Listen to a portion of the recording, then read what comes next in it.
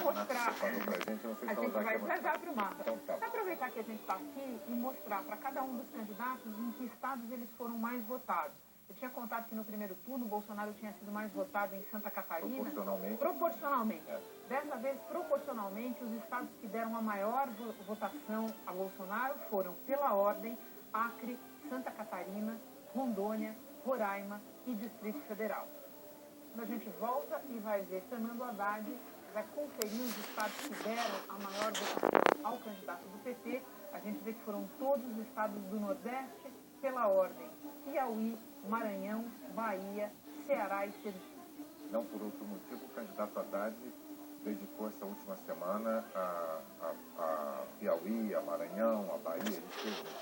Exato, e todos os estados da única região do país em que Fernando Haddad ganhou. Só para terminar que a gente está aqui, vamos falar um pouquinho de abstenção brancos e nulos, e agora a gente já pode dizer que a abstenção de 2018 foi ligeiramente maior que a do segundo turno de 14 e menor que a de 2010, ou seja, se configurou aquela hipótese que a gente tinha ao longo da apuração, que estava mais ou menos no padrão.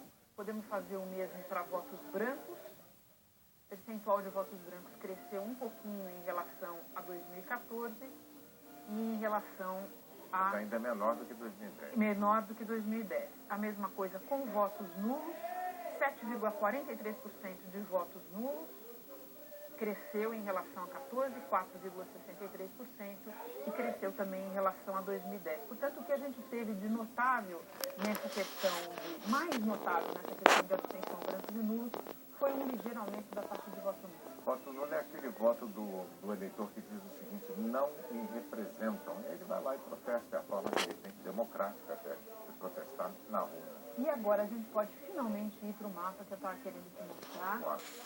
Esse é um mapa muito elucidativo do que aconteceu nessa eleição em relação à outra, Renata. Eleição passada, primeiro nós estamos nos concentrando aqui em 2018, em verde os estados em que Bolsonaro venceu, são 16 estados, e em vermelho os estados em que Fernando Haddad venceu, são 11 estados, né?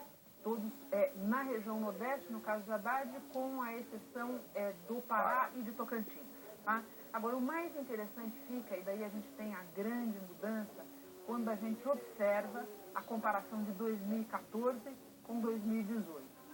Pulando lá para 2014, azuis são os estados em que Aécio Neves do PSDB venceu, e vermelhos são os estados em que Dilma Rousseff venceu. E eu comentava com o Bonner um pouco antes, assim, quando a gente estava assistindo outras reportagens, que esse mapa de 2014, ele vinha sendo mais ou menos o mesmo desde a eleição de 2006. Trocava um estado, trocava outro, trocava a margem da vitória de um ou da derrota de outro, mas basicamente o Brasil, desde a eleição de 2006, estava dividido nessa proporção entre vermelhos e azuis, com os vermelhos indo muito bem no norte e no nordeste, e com os azuis, então representados pelo PSDB, indo muito bem no centro-oeste, no sul, e daí vem a coisa bem importante, dividindo a região sudeste, né? A gente vê que em 2014, Aécio Neves venceu em São Paulo e no Espírito Santo, e Dilma Rousseff em Minas Gerais e no Rio de Janeiro. Quando a gente passa para o mapa desse ano, a gente percebe que Jair Bolsonaro não apenas ocupou os espaços que antes eram do PSDB na eleição presidencial, sem exceções, mas ele ampliou um pouco na região norte, mas ampliou principalmente no sudeste. Ele levou o sudeste inteiro, como a gente notou aqui mais cedo, levou Minas Gerais, que vinha com o PT, havia muitas eleições, levou o Rio de Janeiro, e assim a gente vê que a mancha vermelha ela ficou reduzida, e que agora a gente não tem propriamente uma divisão meio a meio do mapa do país, é uma outra configuração, e quando a gente fala que essa eleição ela mudou vários paradigmas, esse é um paradigma importante que ela mudou. Embora o número de estados vencidos pelo candidato Bolsonaro em relação aos vencidos pelo PT na eleição anterior não seja tão maior, é um estado mais, pelo critério de eleitores, população governada é um critério diferente. E se a gente olha esse resultado aqui, e a gente pensa no que nós conversamos toda noite aqui, sobre as eleições para governo do Estado, e a gente percebe que aquela onda que carregou no primeiro turno vários candidatos alinhados com Jair Bolsonaro, ou do partido dele, ou de outros partidos, essa onda se confirmou no segundo turno.